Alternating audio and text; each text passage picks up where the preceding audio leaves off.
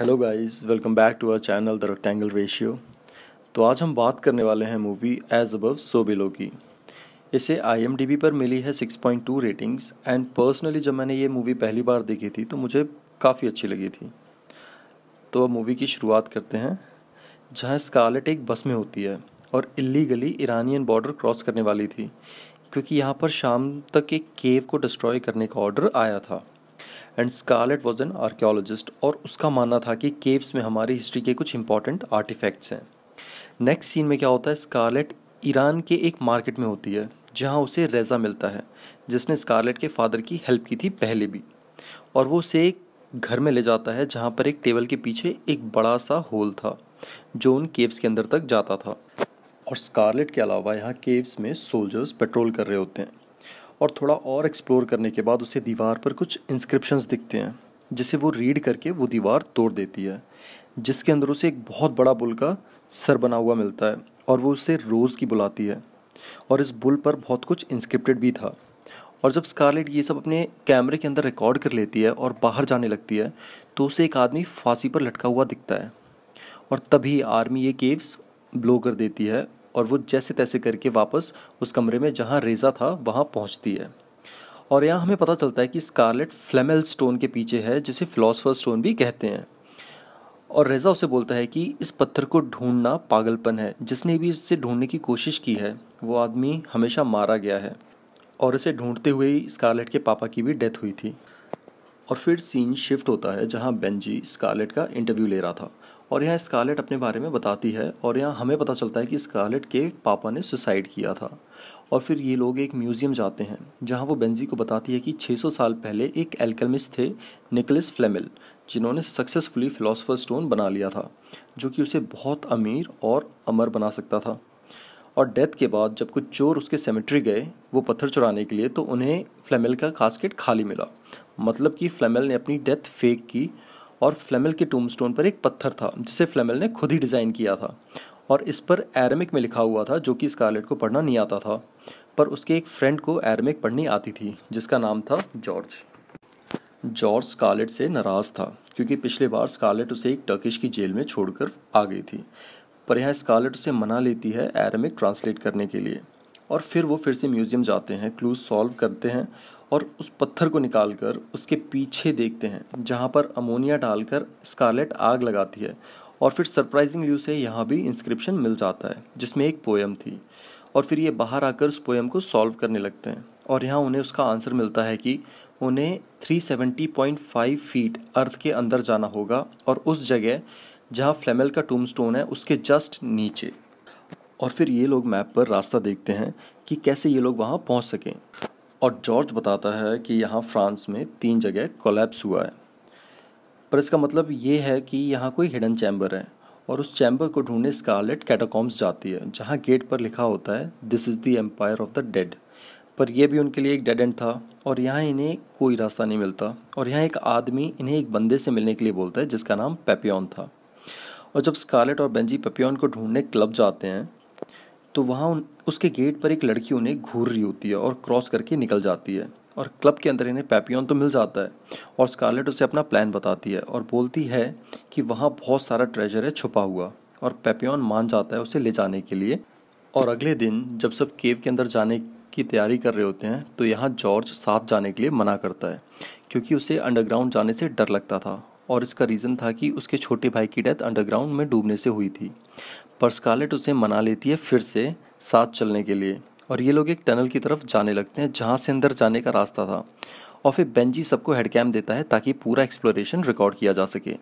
और तभी यहाँ अचानक से एक पुलिसमैन आकर पेपियन को पकड़ लेता है, और पेपियन जैसे तैसे पुलिस वाले को भगाता है, और ये लोग जल्दी जल्दी से उस केव के अंदर घुस जाते हैं। और जब जैसे ये लोग आगे बढ़ रहे होते हैं तो आगे जाते हुए केव की हाइट कम होते जाती है, और यहाँ पानी भी भरा हुआ होता है। और फिर कुछ आगे जाने पर वही क्लब के बाहर जो लड़की दिखी थी वो यहाँ कोई रिचुअल सा परफॉर्म कर रही होती है इस केव के अंदर, और अचानक से स्कारलेट की तरफ मुड़कर देखती है, और ये भी एक जंप स्केयर सीन था।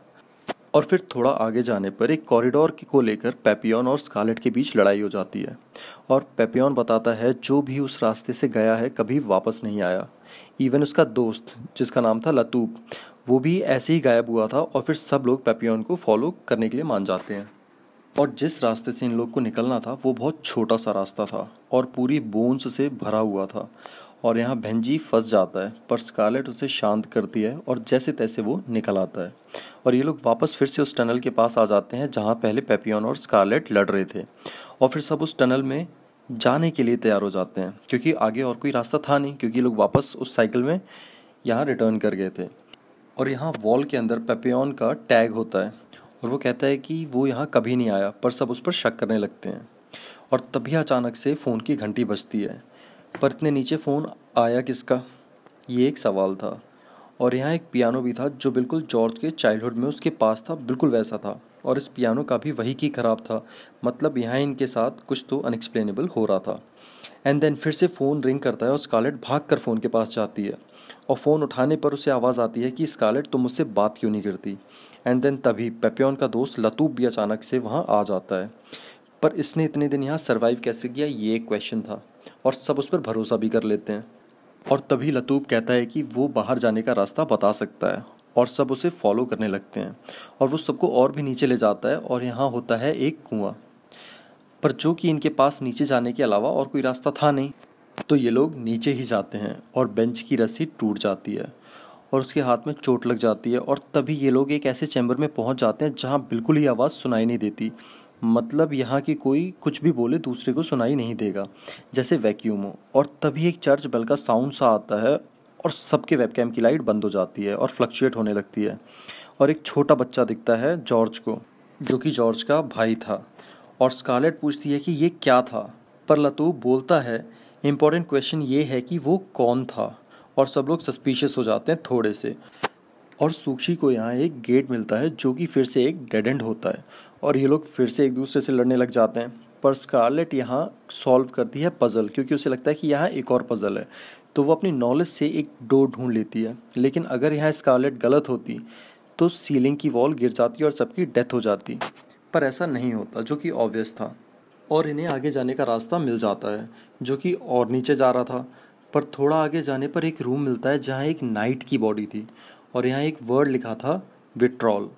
और जब स्कारलेट सॉल्व करती है और सबको हेडलैम्प्स ऑफ करने के लिए कहती है तो उन्हें एक जगह से लाइट आती हुई दिखती है, पर यहाँ पानी भरा हुआ था। तो स्कारलेट उसके अंदर से जाकर और एक रूम में पहुँच जाती है जहाँ होता है पूरा ट्रेजर, सोना चांदी और क्या क्या नहीं होता यहाँ पे। और यहाँ एक और पजल थी फिलोसफर स्टोन को ढूंढने के लिए, और स्कारलेट सॉल्व करके फिलोसफर स्टोन ढूंढ लेती है।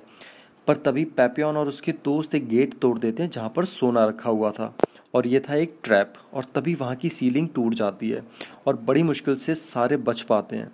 पर यहाँ दीवार गिरने से सूक्षी के हाथ में चोट लग जाती है, पर स्कारलेट फिलोसफर स्टोन का यूज़ करके उसके हाथ की ब्लीडिंग और उसका हाथ ठीक कर देती है, मतलब कि ये वाकई में फिलोसफर स्टोन था। और फिर ये लोग फिर से आगे जाने का रास्ता ढूंढने लगते हैं।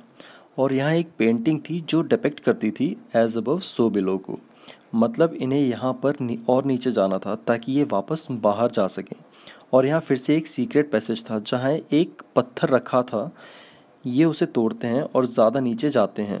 और यहाँ गेट पर एक कोट लिखा था, जो भी यहाँ एंटर कर रहा है वो अपनी सारी होप्स छोड़ दे, मतलब ये जो रास्ता था ये सीधा हेल की तरफ जाता था, या ऐसे ये भी कह सकते हैं कि ये हेल का गेट था। पर जैसे कि इनके पास आगे जाने के अलावा कोई और रास्ता था नहीं, तो ये आगे ही जाते हैं और फिर से सेम रूम में पहुंच जाते हैं जहां सीलिंग गिरी थी। पर बस फ़र्क ये था कि यहाँ पेंटिंग अपसाइड डाउन थी और ये लोग जिस रास्ते आए थे वो बंद था, और ऐसा होता है कि जैसे वहाँ कोई रास्ता था ही नहीं। और फिर से जब ये उस पानी से निकलते हैं तो सबकी लाइट खो जाती है और बस एक बचती है। और यहाँ इस बार उस नाइट की बॉडी डिकम्पोज होने लग गई थी और लतूफ यहाँ बैठा हुआ था और डरावनी सांसें ले रहा था। और जब सूक्सी उसके पास जाती है तो उसे मार डालता है पत्थर में 2-3 बार बहुत ज़ोर से सर मार के, और वहाँ से भाग जाता है। और पेपियन यहाँ सूक्षी को छोड़ने के लिए तैयार नहीं था, पर स्कारलेट उसे जैसे तैसे मनाती है और इसके बाद ये लोग आगे जाकर बाहर निकलने का रास्ता ढूंढते हैं। तो यहाँ एक अजीब सी मेटल क्लैंकिंग वॉइस आती है और फिर से ये लोग उस वेल के पास पहुँच जाते हैं जहाँ बेंजी फिसल गया था। और यहाँ इस बार बेंजी को एक औरत बच्चे के साथ दिखती है और वो डर जाता है और नीचे गिर जाता है, जिससे उसकी डेथ हो जाती है। मतलब यहाँ जो भी कुछ था वो लोगों के गिल्ट को लेकर उनके साथ खेल रहा था। और वैसे ही जॉर्ज को उसका छोटा भाई भी दिखता है, पर स्कारलेट उसे कहती है कि ये सब रियल नहीं है और तभी किसी के चीखने की आवाज़ आती है और बचे हुए ये सब उस वॉइस की तरफ जाने लगते हैं। और इस बार पेपियन का इनर डीमन उसे हॉन्ट करता है, जो कि एक कार जल रही थी जिसमें एक लड़का बैठा हुआ था। और तभी पेपियन जलती हुई कार की तरफ खिंचा हुआ चला जाता है और वो कार ज़मीन में समा जाती है और साथ में पेपियन भी, और उसके बस पैर ऊपर रह जाते हैं। अब इस पूरे ग्रुप में बस 3 लोग बचते हैं, स्कारलेट, जॉर्ज और जेड। और जैसे तैसे हिम्मत करके अब ये लोग आगे बढ़ते हैं तो इन्हें काले कपड़ों में एक आदमी दिखता है और ये डर के दूसरी तरफ भागते हैं और छुपते छुपाते आगे जाने की कोशिश करते हैं। तो तभी इन्हें वो आदमी एक चेयर पर बैठा हुआ दिखता है। और जब ये लोग छुपने की कोशिश करते हैं तो इन्हें दीवार पर कुछ फेसेस बने हुए दिखते हैं और अचानक से वो दीवार वाले सर पत्थर के आदमी बन जाते हैं और एक जॉर्ज की गर्दन पर काट लेता है। और स्कारलेट और जेड जैसे तैसे उसे बचाते हैं और जॉर्ज एक वर्ड बोलता है, दैट इज़ विट्रियॉल, जिसका मतलब स्कारलेट डिकोड करती है कि उसे रेक्टिफाई करना होगा, मतलब उसे अपनी गलती को ठीक करना होगा, जो कि था कि उसने जो पत्थर जो चुराया था फिलोसफर स्टोन, वो उसे वापस रख कर आना होगा। और फिर स्कारलेट वापस जाती है इस पूरे रास्ते। इसी रास्ते में बीच में उसे एक बॉडी दिखती है जिसको फांसी लगी थी और कुछ बॉडीज ज़मीन पर पड़ी हुई थी। और पहले जहाँ पानी भरा हुआ था अब वहाँ खून था और स्कारलेट पूरे खून में नहाई हुई थी। और फिर जब वो स्टोन वापस रखती है तो फिर उसे एक शीशा दिखता है और वो सब कुछ समझ जाती है यहाँ पर कि वो जो बिलीव करेगी दुनिया वैसी ही दिखेगी। और वहाँ जॉर्ज और जेड को कई लोग आते हुए दिखते हैं और जेड जॉर्ज को छुपाने की कोशिश करता है। दूसरी तरफ स्कारलेट को अब उसके पापा दिखते हैं जो फांसी पर लटके हुए थे और वो उनके गले लगकर सॉरी बोलती है कि उसने उनका फ़ोन नहीं उठाया, उसे नहीं पता था वो इतने पेन में है। और यहाँ पहली बार ये आराम से गायब होता है, मतलब स्कारलेट ने अपने डीमंस को फेस कर लिया था, अपनी गलती मान ली थी। और वापस आकर जब वो जॉर्ज को किस करती है और उसके गले पर हाथ रखती है तो जॉर्ज ठीक हो जाता है। और फिर ये लोग आगे भागते हैं और यहाँ ये सब एक और कुएं के पास पहुँचते हैं और स्कारलेट उन्हें कूदने को कहती है, पर उससे पहले वो उन्हें अपने डीमंस को, मतलब अपने गिल्ड को फेस करने को बोलती है। और फिर ये लोग कूद जाते हैं और टू अ शॉक बच भी जाते हैं। और यहाँ इन्हें एक मैनहोल का ढक्कन दिखता है और जब ये लोग उस ढक्कन को हटाते हैं तो इन्हें पेड़ पौधे हवा चलती हुई दिखती है, मतलब कि ये लोग वापस अपनी दुनिया में आ जाते हैं, मतलब फ्रांस की सिटी में। और यहाँ आके तीनों गले लगते हैं, जिसके बाद जेड बिना कुछ बोले वहाँ से चला जाता है और यहाँ मूवी ख़त्म हो जाती है। आई होप आपको ये मूवी का एक्सप्लेनेशन अच्छा लगा हो, एंड अगर ऐसा है तो सब्सक्राइब करना मत भूलना प्लीज़, एंड लाइक भी कर देना। और ये मैं आप पर छोड़ता हूँ कि आप डिसाइड करो कि फिलोसफर स्टोन क्या स्कारलेट बन गई थी। तो फिर मिलते हैं अपने अगले वीडियोज़ में, तब तक के लिए please take care of yourself and family. Good bye.